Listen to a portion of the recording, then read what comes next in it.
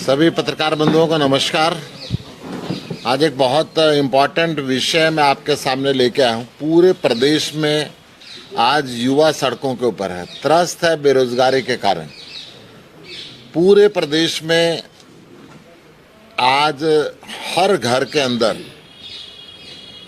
युवा डिप्रेशन का शिकार हो रहा है, नशे का शिकार हो रहा है, परंतु सरकार की कान पे जूं तक नहीं रेंग रही। कैसे इस बेरोजगारी की समस्या का हल निकलेगा? स्थिति इतनी भयावह बनी हुई है कि हर घर के अंदर अब माँ बाप भी परेशान है। जब घर के युवा, घर का चिराग बेरोजगारी की वजह से नशे पे चल पड़ा, बेरोजगारी की वजह से डिप्रेशन पे चल पड़ा, बेरोजगारी की वजह से आत्महत्या तक की बातें सोचने लगा, तो घर के बुजुर्ग परेशान हैं। कई जगह अब युवक देश और प्रदेश में रोजगार ना मिलने की वजह से अपनी जमीन बेच के अवैध तरीके से विदेश का रास्ता पकड़ रहा है। जहां पे बॉर्डर पे कई हत्याएं भी हुई हैं, वो घुस नहीं पाया और घर का चिराग बुझ गया। ये स्थिति हरियाणा के अंदर है। हरियाणा के अंदर 2 लाख से ज्यादा स्वीकृत पद खाली है, जिन पे हरियाणा सरकार कोई ध्यान नहीं दे रही। 71,000 पद केवल शिक्षा विभाग में है, पुलिस विभाग में है 21,000 से ऊपर, परिवहन विभाग में है लगभग 10,000, पशुपालन विभाग में लगभग 6,000, सार्वजनिक स्वास्थ्य इंजीनियरिंग में है लगभग 5,000, अग्निशमन में है लगभग 3,25,000, चिकित्सा शिक्षा अनुसंधान में है लगभग 3,000। सरकार इन पदों को नहीं भरती। सरकार आज अगर ईमानदारी से इन पदों को भरे तो हरियाणा की कुछ समस्या हल हो सकती है, परंतु खट्टर सरकार का कोई इस तरफ ध्यान नहीं है। केवल भ्रष्टाचार के अंदर डूबी हुई है। पेपर होते भी हैं तो नकारा जो कमीशन है, Haryana public service commission, paper leak करा देता है। पेपरों की गलती के कारण कूट में चला जाता है, भर्ती अटक जाती है, युवक फिर ओवरेज हो जाता है। ये सारी समस्याएं हैं। लगभग 30 बार से ऊपर पेपर लीक हुए खट्टर सरकार के राज के अंदर। ऐसा आज तक पूरे देश के अंदर कहीं नहीं हुआ जैसा हरियाणा के अंदर हो रहा है। एक चपरासी की पोस्ट एक निकलती है, लोग 4-4,500 लोग उस पर अप्लाई करते हैं। पीएचडी MBA के लोग चपरासी की लाइन के अंदर खड़े हुए हैं। और इस बेरोजगारी के कारण हरियाणा में 2021-22 के अंदर 3783 लोगों ने, युवाओं ने आत्महत्या की है, जो 2021 के मुकाबले में 2.5% अधिक है। और आत्महत्या का सबसे बड़ा कारण केवल और केवल बेरोजगारी की वजह से नशा बढ़ रहा है, और नशे में जाने के बाद डिप्रेशन में जा रहा है, डिप्रेशन के बाद वो आत्महत्या तक की बातों पे जा रहा है।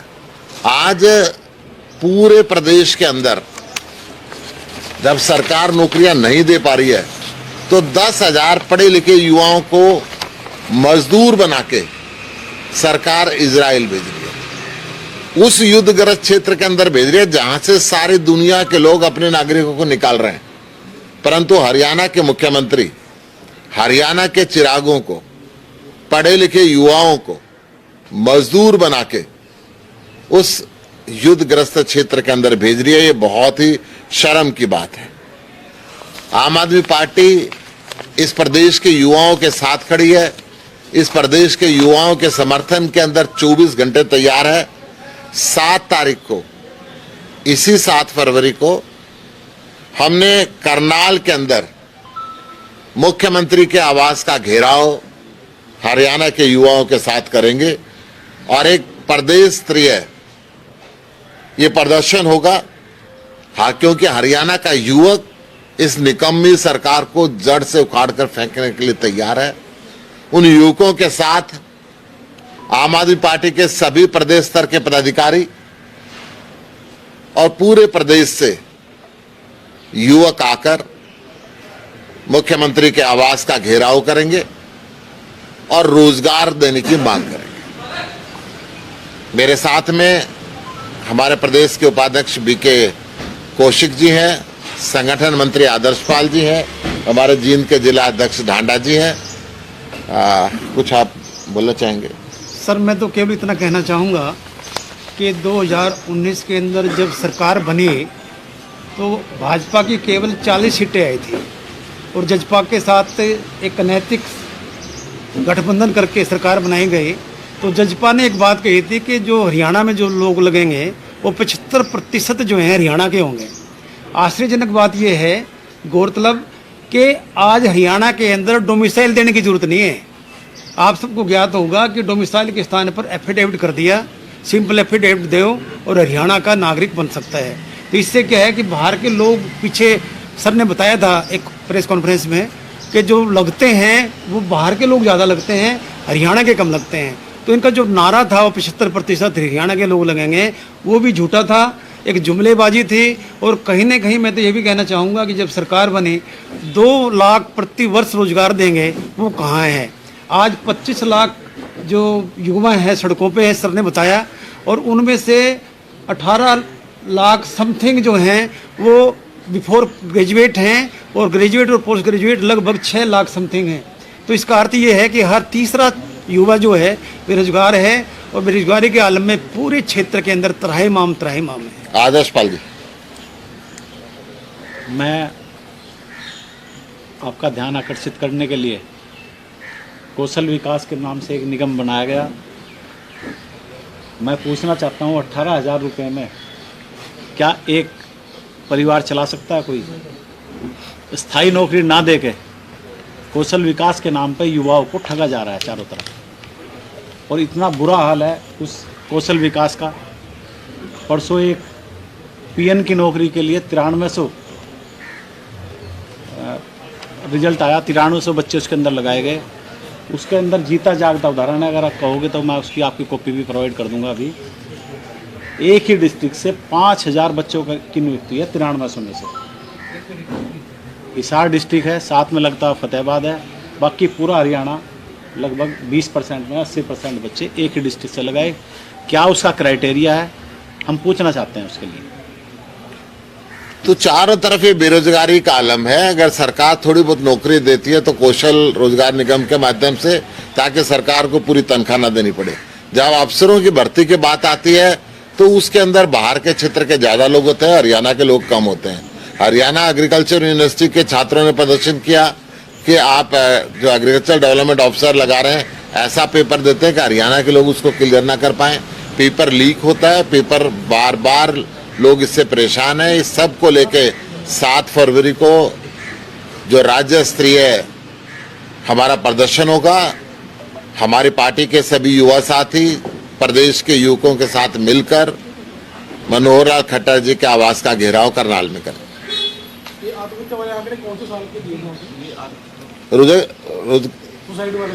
सुसाइड वाले आंकड़े 2021-22 के भी है और 2022-23 के भी है। 21-22 के अंदर से 2022-23 में 3783 लोगों ने आत्महत्या करी, जो 2020-21 से 2.5% ज्यादा है प्रति 1 लाख। क्या योजना है चुनाव लड़ने की? गठबंधन में लड़ेंगे या स्वतंत्र लड़ेंगी आम आदमी पार्टी हरियाणा इकाई 90 के 90 विधानसभा सीटों पे अकेले अपना चुनाव लड़ेगी। जहां तक लोकसभा का है वो गठबंधन की बातचीत इंडिया टीम से हमारी चल रही है, उसका फैसला राष्ट्रीय नेतृत्व करेगा कि अकेले लड़ेंगे या गठबंधन पे लड़ेंगे। भूपेंद्र सिंह हुड्डा कह रहे हैं कि हम सक्षम हैं सभी सीटों पर लड़ने के लिए और यहाँ कोई गठबंधन की पूरे देश में ऐसी कोई पार्टी नहीं है जो ये ना कहती हो हम सक्षम नहीं है, परंतु फैसला शायद भूपेंद्र सिंह जी के हाथ में नहीं है।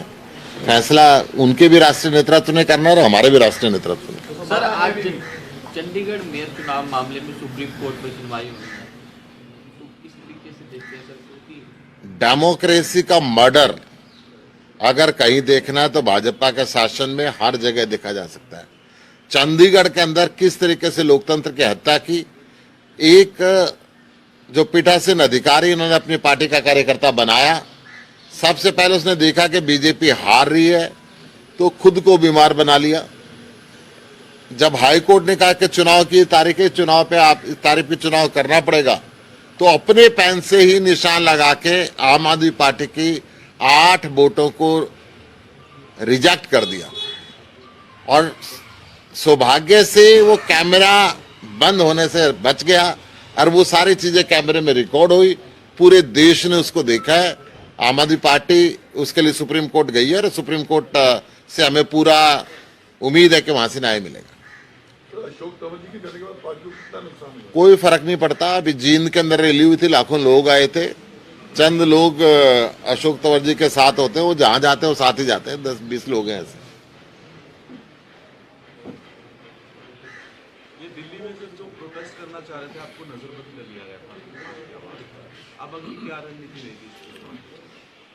ये चंडीगढ़ मेयर के चुनाव में धांधली, जो लोकतंत्र का मर्डर हुआ था, उसके खिलाफ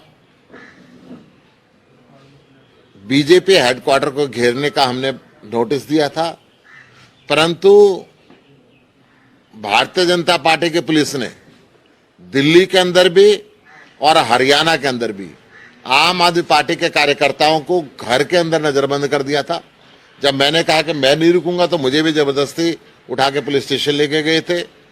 कोई कानून हिंदुस्तान के अंदर शांतिपूर्ण प्रदर्शन को नहीं रोकता।